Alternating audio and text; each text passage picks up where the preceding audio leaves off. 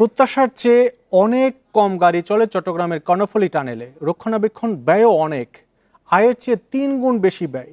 বিশেষজ্ঞরা বলছেন, যথাযথ পরিকল্পনা না করে টানেল করায় এই প্রকল্প প্রতিদিনই লোকসানের বোঝা বাড়াচ্ছে।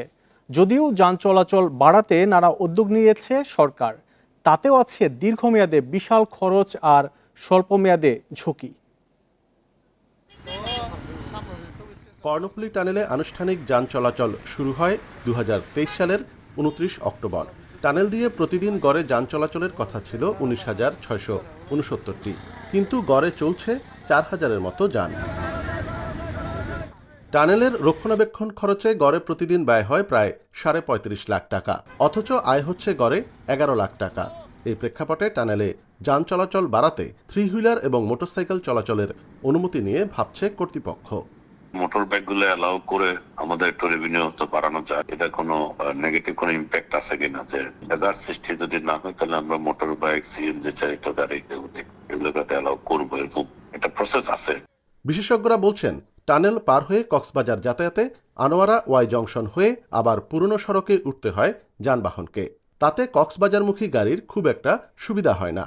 বর্তমানে চলাচলকারী বেশিরভাগ গাড়িটাই চট্টগ্রাম শহরমুখী। এক্ষেত্রে 3 হুইলার ও মোটরসাইকেল চলাচলের অনুমতিতে স্পর্শকাতর এই স্থাপনায় হিতে বিপরীত হতে পারে বলে আশঙ্কা তাদের।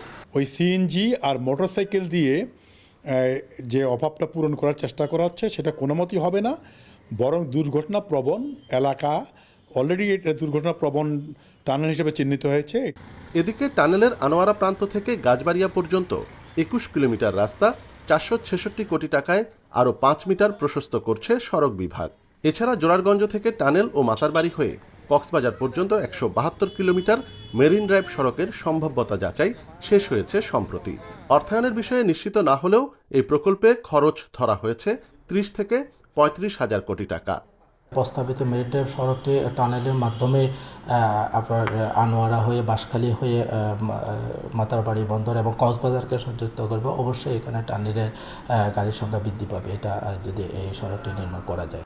3.32 কিলোমিটার দীর্ঘ কর্ণফুলী টানেল নির্মাণে ব্যয় হয় 10,689 কোটি টাকা। চীনা ঋণ এবং বাংলাদেশ সরকারের তহবিলের টাকায় এই টানেল নির্মাণ করে চীনের ঠিকাদারি প্রতিষ্ঠান চায়না কমিউনিকেশন কনস্ট্রাকশন কোম্পানি। অনুপম শীল, ইন্ডিপেন্ডেন্ট নিউজ, চট্টগ্রাম।